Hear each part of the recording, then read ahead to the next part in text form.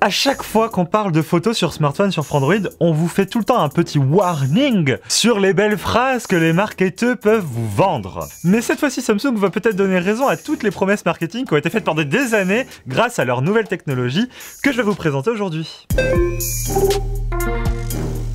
Alors oui, Samsung, mais oui, Samsung, ils font presque tous les composants qu'il y a dans vos smartphones. Je dis bien presque, parce que ce sont pas les seuls, notamment sur la partie photo, où ils se partagent un peu la part du gâteau avec Sony. Bah oui, même dans votre iPhone, votre Xiaomi, votre Huawei ou autre, vous avez des composants Samsung ou Sony, ça dépend des constructeurs. C'est pour ça d'ailleurs que ça arrange bien Samsung quand les iPhones se vendent bien, parce que ça leur assure à eux aussi une bonne vente de leurs composants. Bref, si je fais cette vidéo aujourd'hui avec vous, c'est pour vous partager une actualité hyper importante dans le monde de la photo et du smartphone. C'est la dernière avancée technologique que Samsung vient d'annoncer à propos des capteurs qui prennent les photos dans nos smartphones. Pour vous la faire courte, un capteur c'est une surface plate qui se trouve sous les objectifs, les petites lentilles convexes, pas convexes, etc. qui dirigent la lumière vers la surface du capteur.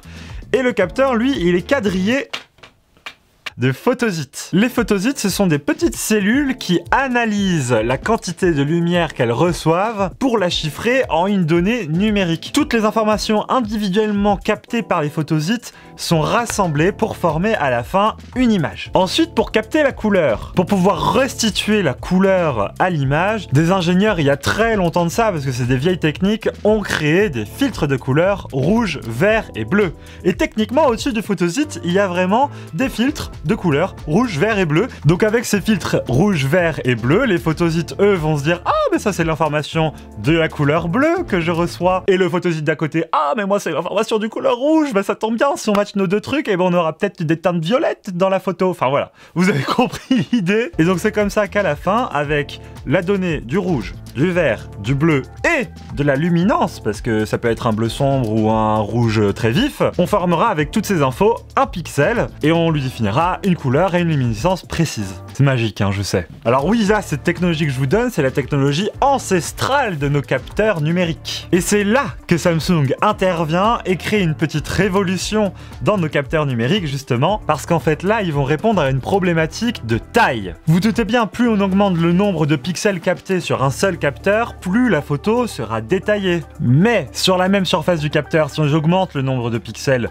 eh bien la taille des photosites va être réduite. Et si la taille des photosites va être réduite parce qu'il y a plus de monde sur le capteur, eh ben le photosite il peut moins capter de lumière. C'est pour ça qu'un capteur 108 mégapixels qu'on a sur les téléphones Samsung ou même chez maintenant d'autres constructeurs, c'est compliqué à gérer parce qu'en basse lumière, les photosites sont tout petits.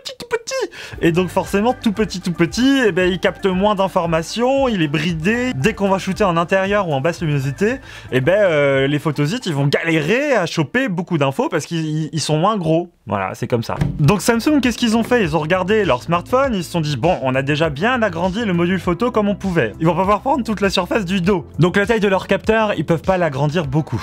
Mais ils veulent quand même rajouter beaucoup de pixels dedans pour avoir des photos plus nettes et vendre plus de smartphones. C'est toujours le problème, le profit. Et comment techniquement faire cette prouesse de mettre plus de photosites dans un seul capteur sans que techniquement il y ait moins de lumière qui vienne à chaque photosite, même s'ils sont plus petits? Ben ils ont regardé dans le capteur et ils ont bien fait parce qu'il y avait encore une zone sur laquelle ils pouvaient travailler. Alors personne pouvait y penser avant que des ingénieurs mettent vraiment le nez dedans. C'est exactement la zone entre le filtre de couleur et le photosite. Alors vous le voyez à l'écran, il y a un espèce de petit couloir, c'est une petite colonne en fait, qui est fermée. Donc il y a le filtre qui est au-dessus et il y a le photosite qui est en dessous. Et jusque là il y avait des parois qui bloquaient justement la diffraction de lumière entre le filtre et le photosite d'à côté. Donc il y avait le filtre, une colonne avec des parois et le photosite en bas. Et ce qui a intéressé les ingénieurs de chez Samsung, ce sont ces parois qu'il y a entre le filtre et le photosite. Ils se sont dit que c'est comme dans votre salon, si je peins les murs en noir, il va faire sombre dans ma pièce. Et là c'est la même chose. Ils se sont dit si c'est un métal sombre, si on fait pas attention au matériel qu'on utilise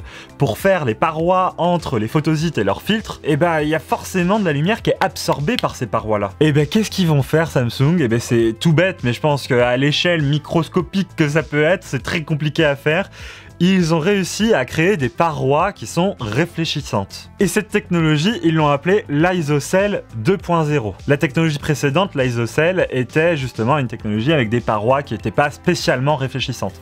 Et là, l'ISOCELL 2.0, elle est extrêmement réfléchissante. Donc tous les rayons de lumière qui vont passer par le filtre seront renvoyés quoi qu'il arrive, même s'ils rebondissent et tout ça dans tous les sens, au photosite. Donc un photosite qui se trouve sur l'ISOCELL 2.0 va pouvoir analyser plus de données de lumière qu'un photosite qui se trouve sur l'ISOCELL classique. Et vous vous doutez bien que ça va permettre à Samsung de réduire la taille de leur photosite pour toujours en mettre plus sur le petit capteur, tout en gardant une bonne quantité de lumière qui atteint le photosite. Bref, c'est des petits détails qui permettent de faire des prouesses de miniaturisation toujours plus des composants qui forment le capteur, et c'est ça qui fait que je vous dis que le marketing des marques va peut-être prendre du sens, parce que peut-être que demain, quand ils nous vendront un capteur 108 mégapixels, ça sera pas que du marketing de chiffres, de gros chiffres qui a la plus grosse. Il y aura aussi le fait que ce capteur 108 mégapixels ISOCELL 2.0, il recevra plus de lumière qu'un capteur 108 mégapixels ISOCELL classique. Ça va pas changer vos vies, hein, mais c'est pour ça,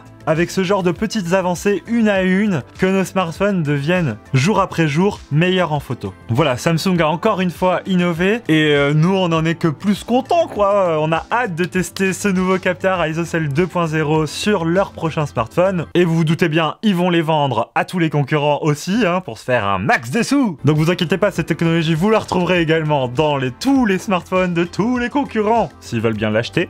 Dans tous les cas, nous, on vous tient au courant de tout ça. N'hésitez pas à aller sur le site de Frandroid pour avoir encore plus d'informations. Suivez-nous aussi sur les réseaux sociaux, on fait des concours une fois par semaine et des quiz et tout ça, on s'amuse avec vous quoi. Que ce soit sur Instagram, TikTok, Twitter, Facebook, on est partout. Allez, sur ce je vous laisse et vive la technologie!